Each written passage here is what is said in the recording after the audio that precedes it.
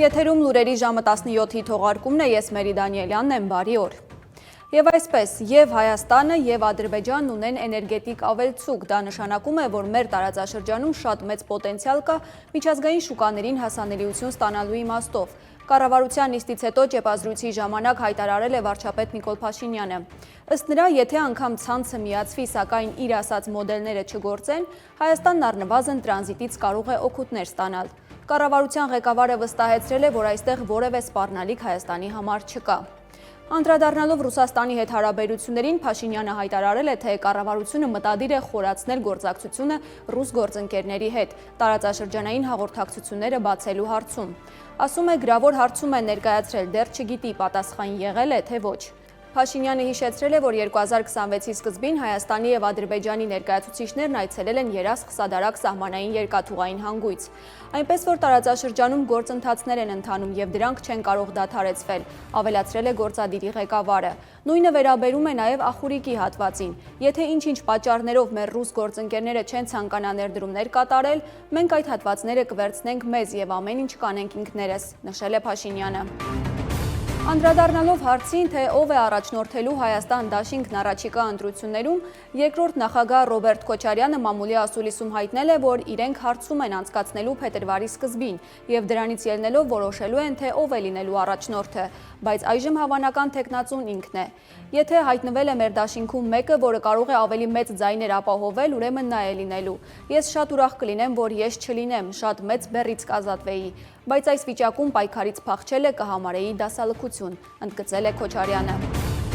Ազգային ժողովի նախագահ Ալեն Սիմոնյանը Հայաստանում Ռուսաստանի դեսպան Սերգեյ Կոպիրկինի հետ քննարկել է երկկողմ կապերը, ինչպես նաև միջխորհրդարանական հարաբերություններին վերաբերող թեմաները։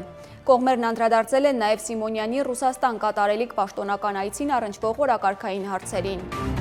Մայրաթորի դիվանապետ Արշակ arքեպիսկոպոս Խաչատրյանի կալանքի ժամկետը երկարաձգելու վերաբերյալ միջնորդություն է ներկայացվել դատարան։ Սրբազանի պաշտպան Արսեն Բաբայանը հայտնել է, թե միջնորդությունը դատարանում քննվելու է մինչև փետրվարի 3-ը, դռնփակ նիստով։ Հիշեցնեմ, Արշակ arքեպիսկոպոսը ձերբակալվել է դեկտեմբերի 4-ին։ Նրա նկատմամբ մեղադրանք է ներկայացվել առերևույթ մի խումբ անձանց կողմից նախնական համաձայնությամբ թմրամիջոց ապօրինի իրացնելու հոդվածով։ Նա կալանավորվել է դեկտեմբերի 5-ին։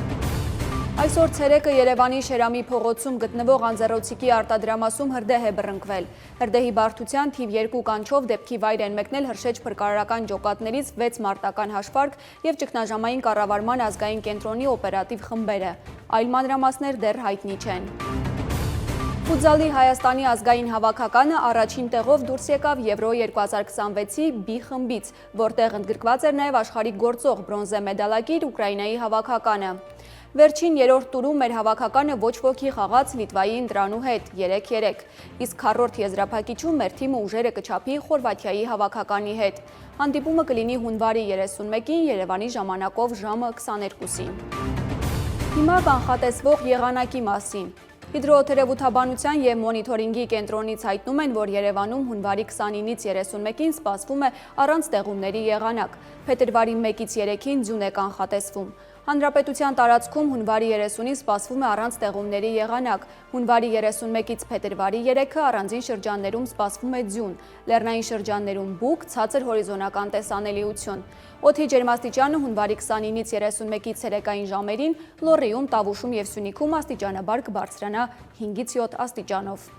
Այսքանը կհանդիպենք լուրերի մեր ամփոփիչ թողարկմանը ժամը 19-ին։